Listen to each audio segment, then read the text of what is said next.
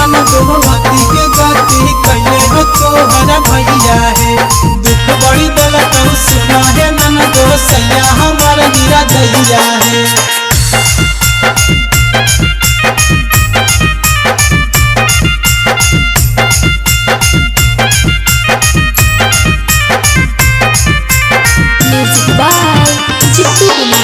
राते बलम के चुमा न दल यही दिन में गले गोसाई रे छोटी नाना दी।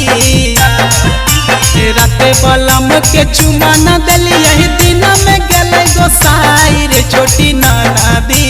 लहंगा में पियावा बारसनाई रे छोटी नाना दी। लहंगा में पियावा बारसना राते बलम के चुमा न दल यही दिन में गले गोसाई रे छोटी नाना दी।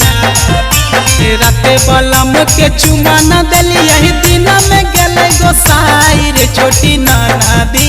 लहंगा में पियावा बारसनाई रे छोटी नाना दी। लहंगा में पियावा बारसना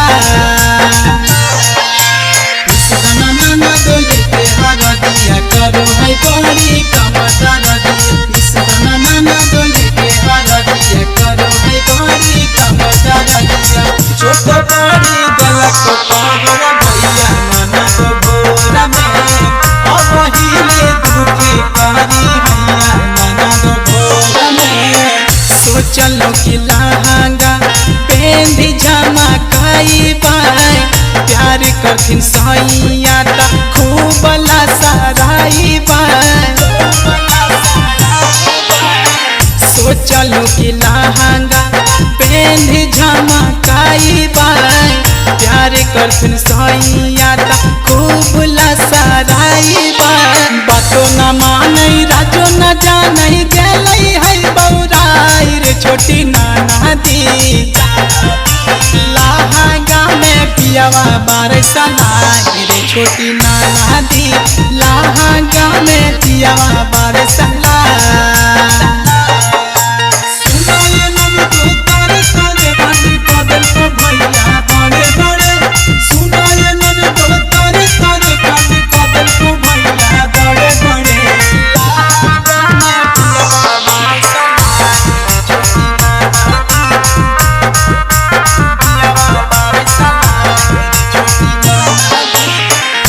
सजल रहल रूपया सजैले हलियै से जहे।